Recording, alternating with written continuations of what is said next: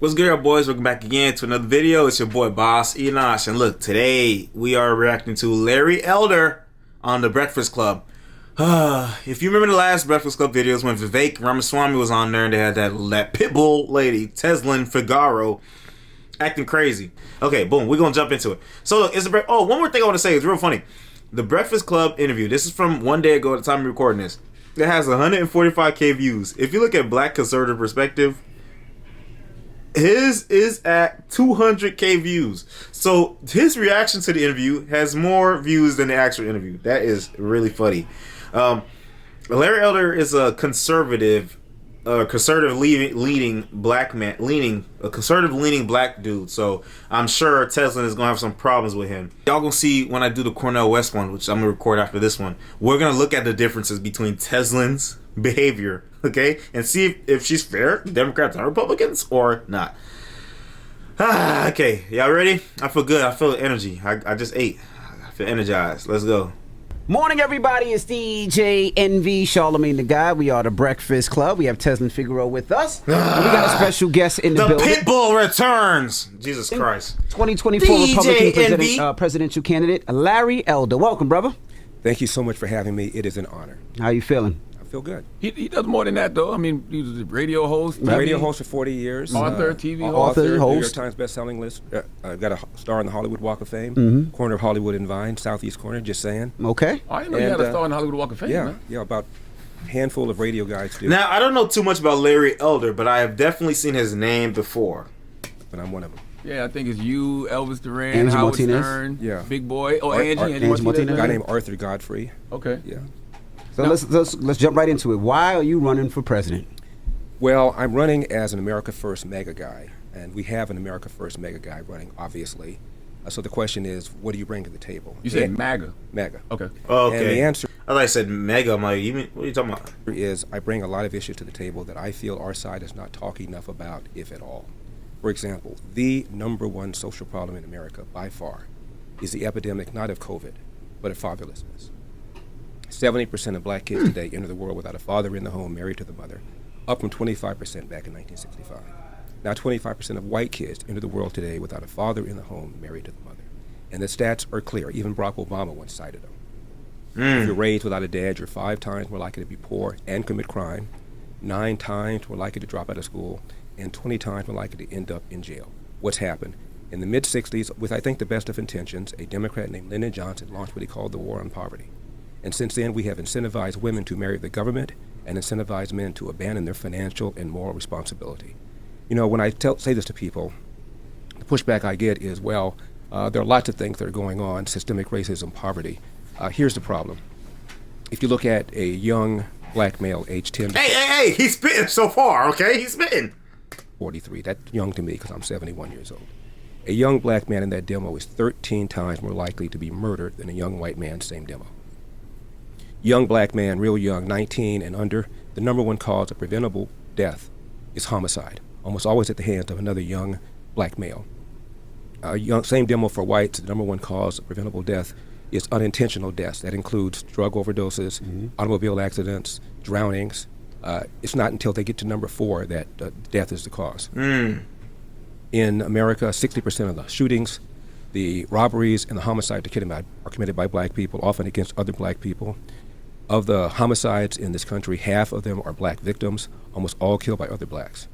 How do you explain that if it isn't for the absence of fathers? Are you prepared to say black people are just genetically inclined?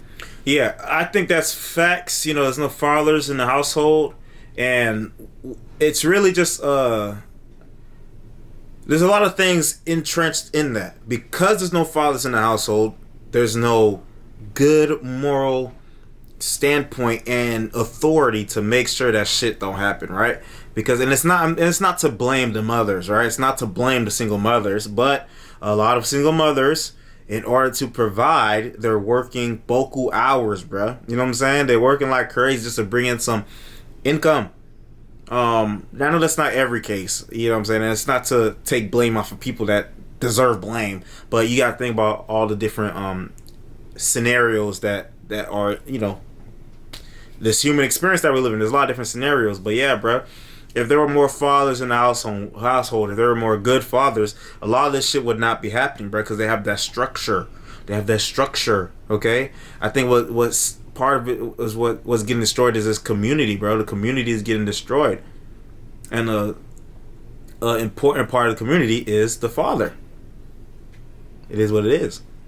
But people don't really address it. You know, some people might bring it up as like dressing in their in their preambles and their speeches and shit. But a lot of people don't really address it because it's not a simple issue. A lot of these issues are complicated. You know, even if I don't understand something all the way, I can understand if something is complicated or not, or beyond my depth on how to like solve an issue. But you know, that's what reading and learning and studying and researching is for. Let's keep going to see what Charlamagne and DJ Envy are going to say to push back. And it says the Figaro.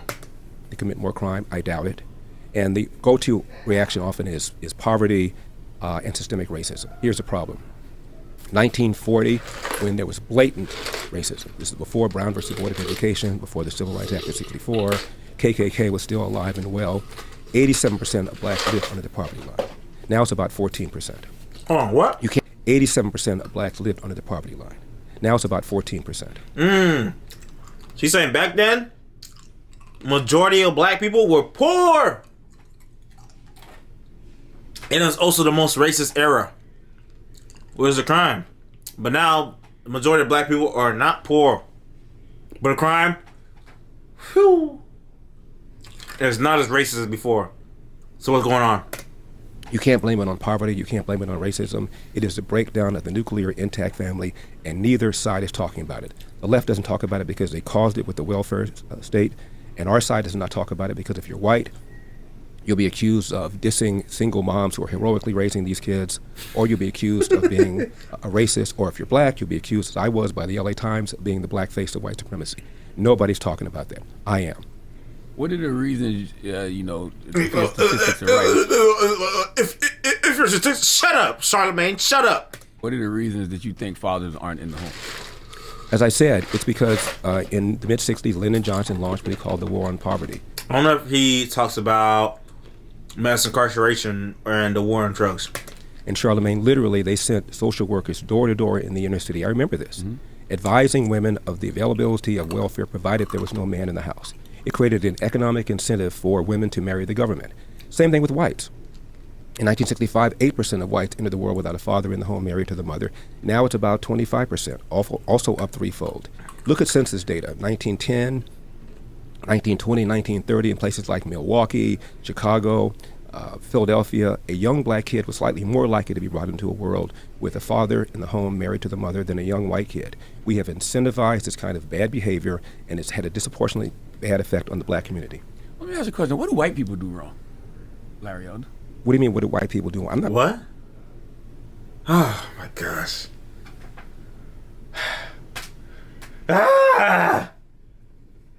What do white people do wrong? What do white people do wrong? What is that? What? Hold on. I don't even understand the question in the context of everything that he just said. What? Because he's not. He didn't. Well, okay, listen. And everything Larry Elder just said, he wasn't saying what black people was doing wrong.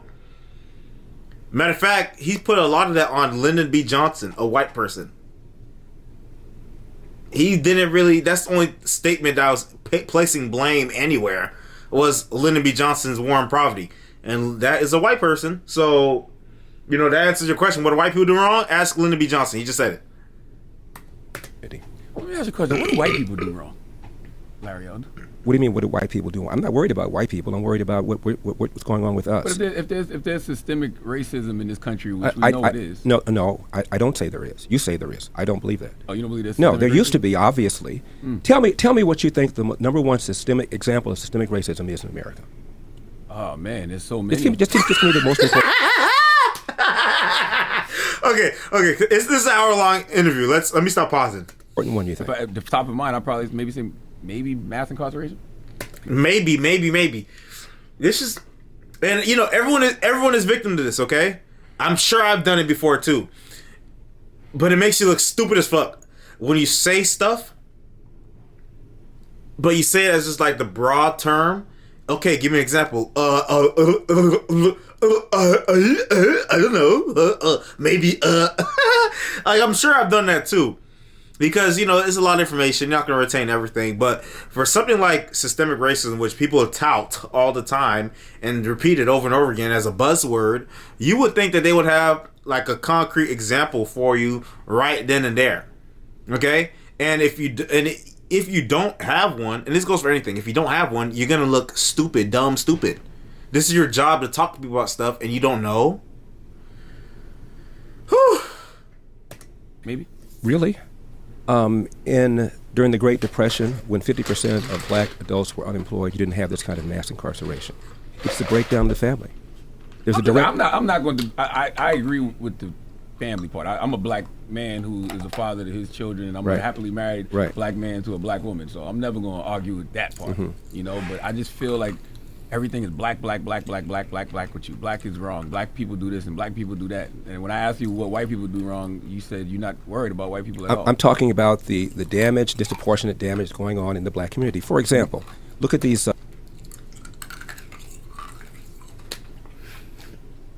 Larry Elder is on the Breakfast Club talking about black issues that black people need to worry about.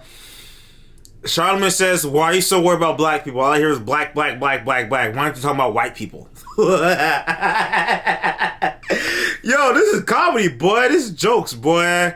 Smashing. Boy, we in for a show, boy. That are taking place in Los Angeles, where I live. There's a suburb called Glendale, where at a mall recently, a mob of 30 to 40 people, they had masks on, but one guy got popped. He was black. I think most of those who were doing this were black.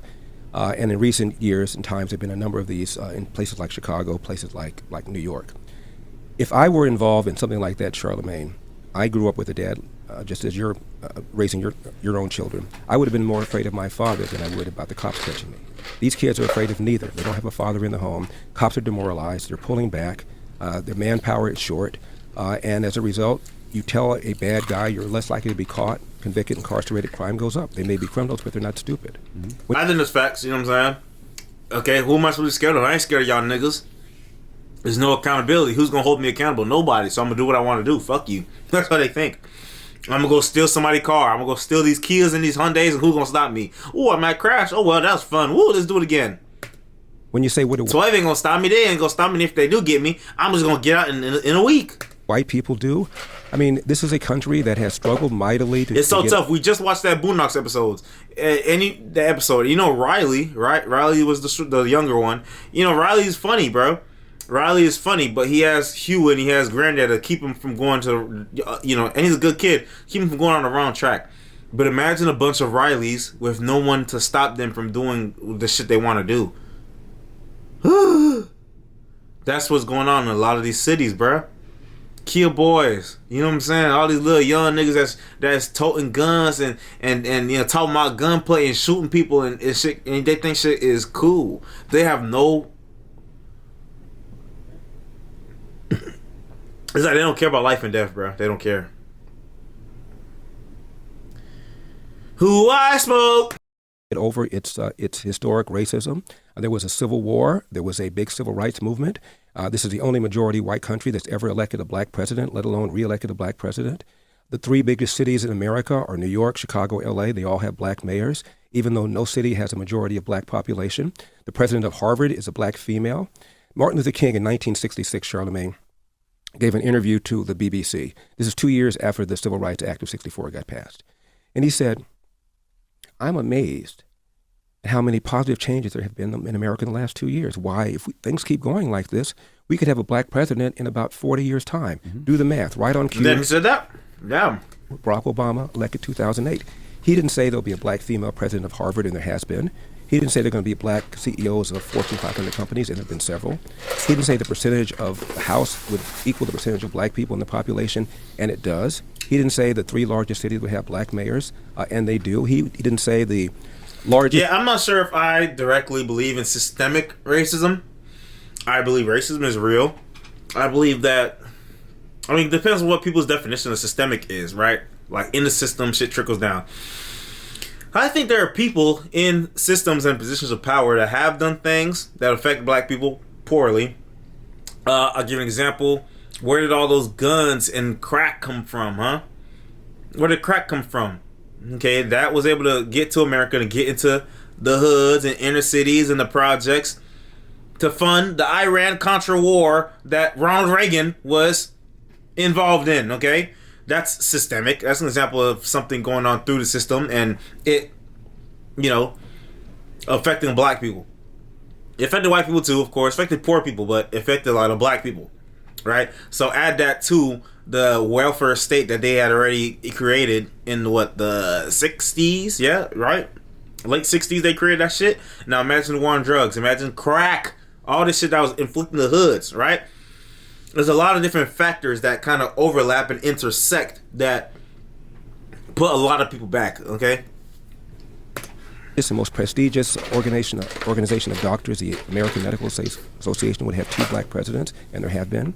He didn't say the most prestigious organization of lawyers, the American Bar Association. And it's proof that they didn't want black people to succeed. Look up COINTELPRO. Have 2 black presidents, and they have. He said president, meaning at that point, I can feel that I've reached the mountaintop, which is the speech he gave right before he got assassinated, the day before. And now we act as if Barack Obama never even got elected. And we're still talking about systemic racism. It's not fair, it's wrong, and you're discouraging black people from working hard. 1990s. Okay. Uh-oh. Mr. Elder, quick question. Uh-oh! The pitbull! Oh, no! Who summoned her? Oh, my gosh. Let's just remove the word racism, since that seems to be a word that triggers, a conversation down the water hole. Let's just focus on the word system.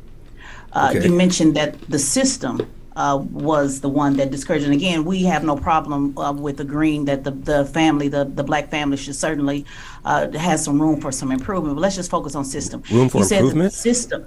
Well, we're not going to go down that water. We're not going to go down that water hole. Let's get to the question. So the question is, you said that the system encouraged black women to be single mothers, correct? I said the welfare state, yes. The welfare, the system. So who's in charge of the system? Who was in charge of the system? Well, it was Democrats that passed it. And who were Democrats? Were they black or white at that time? Well, at the time, majority of black people were Democrats, as the majority of black people are Democrats now. Not the voters. I'm talking about the system. Remember, the main idea is the word system.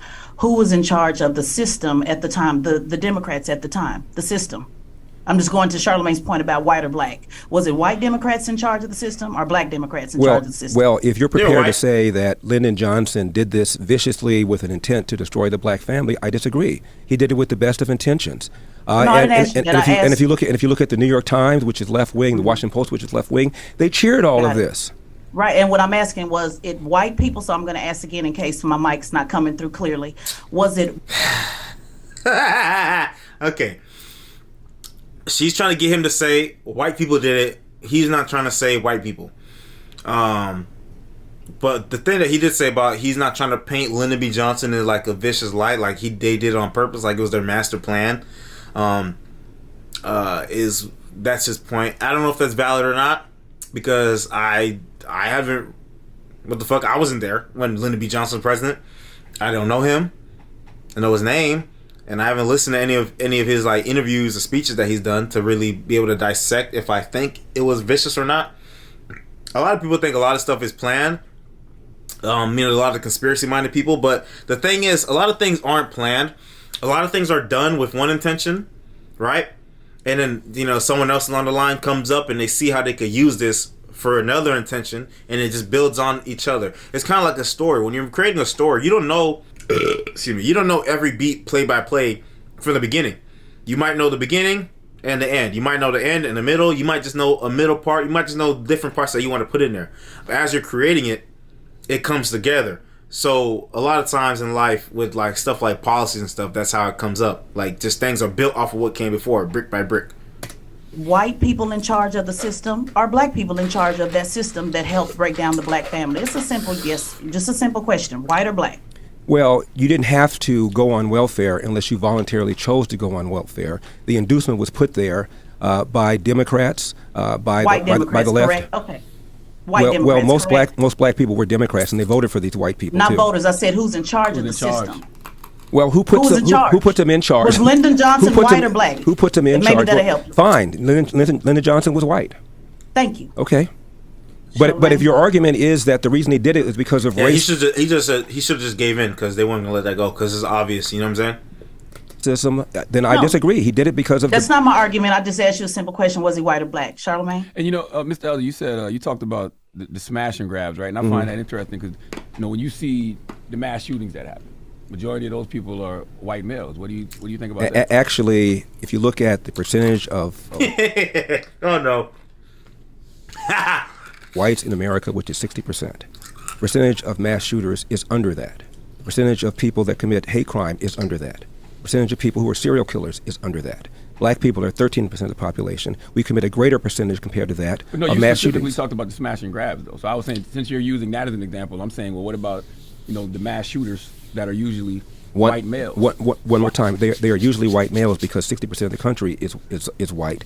However, they underrepresent in terms of the number of mass shootings. About 50% or so of the mass shootings in this country are committed by white people, even though white people are 60% of the population. They underrepresent. We overrepresent when it comes to hate crime, when it comes to mass shootings. Hate crimes? When it comes to serial killing. Black people overrepresent when it comes to hate crimes? Well, it was a lot of black people that was beating on them Asian people, boy. When they was talking about stop Asian hate, the news didn't want to say it, but it was a lot of black people. But it was a lot of homeless black people, though. So, it's just crazy homeless people that just have mental illnesses and they're drug addicts and stuff like that, and they're in the street, and these people don't know what to do with them. And they're going crazy. When it comes to robberies, when it comes Another thing, too, I'm pretty sure, and when you think about mass shootings, too, they only, they talk about the ones that are in schools and stuff, in the churches and supermarkets, those type of mass shootings. They don't include drive-bys. They don't include, people shooting up funerals, for example, which happens a lot. Even happened here in Orlando. They, these people slid on their ops and they killed them, and they're at the funeral, and then boom, they slid through the funeral and shot up the funeral too. It happens a lot, bro. But they only talk about they want to focus and redirect and deflect to the white crimes, right? The mass shooters in schools, which a lot of those school shootings, they're mainly white people. They're mainly white men. Yeah, that's true. Virtually every category of violent crime we overrepresent. So what do white people do wrong? You keep asking.